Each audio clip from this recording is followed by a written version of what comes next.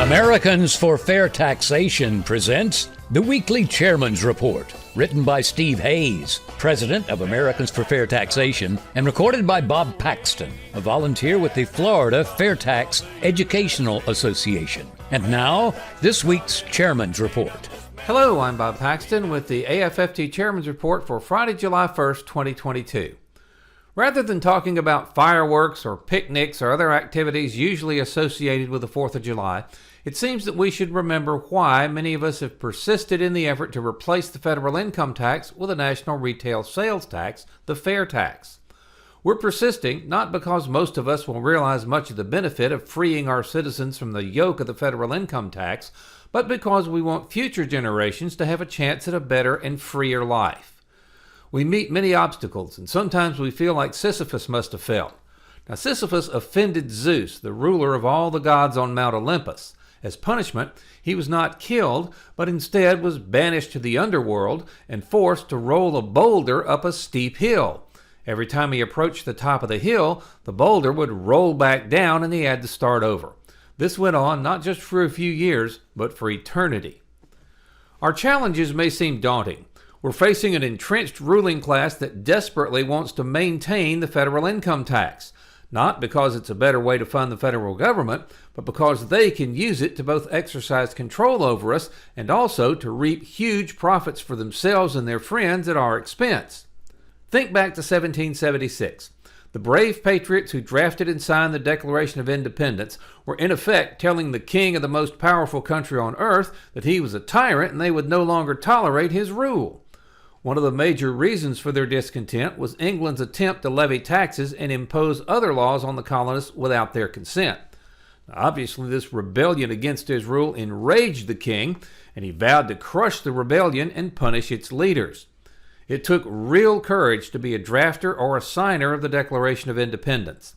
Almost all of the signers had property. John Hancock was one of the wealthiest people in the colonies. He said when he made his signature larger than the other signers, he wanted to be sure that the king could read it. The signers knew that they were taking a huge gamble. They all knew they could have their property taken or destroyed by a vengeful monarch. And they were well aware that they were risking not just their property, but their very lives. That's just the way that unsuccessful revolts were handled back in the 18th century. The losers paid with their heads. Benjamin Franklin argued that they all must sign and work together because, quote, "we must indeed all hang together, or most assuredly we shall all hang separately," end of quote.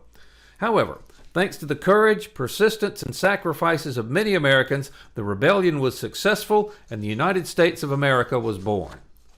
Now, no one can realistically say that the fight to free taxpayers from the tyranny of the IRS and the federal income tax is in any real way comparable to the fight to win our freedom from Great Britain. Now, yes, the IRS may try to attack us and take our property, but at least for now, no one's in danger of losing their lives. However, we must continue to tell the unwelcome truth to our rulers in D.C. The federal income tax is evil, and it's corrupt, and it's destroying the greatest economic machine ever created. In the process, it's sowing the seeds of tyranny that is aberrant to our founding principles. We must persist for our future generations' sake.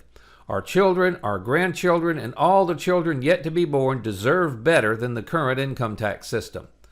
Thomas Jefferson was the primary writer of the Declaration of Independence. He said, "A majority is one man with courage."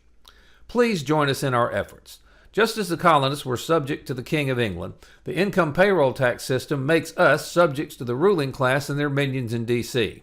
The patriots of 1776 freed themselves from the tyranny they were under, and we can do the same today. Have a wonderful 4th of July. This has been the Weekly Chairman's Report, written by Steve Hayes, president of Americans for Fair Taxation. Check back every week for news and information about the fair tax and learn why the fair tax should replace our antiquated federal income tax system. If you'd like to receive a copy of the Chairman's Report in your inbox every week, sign up at fairtax.org.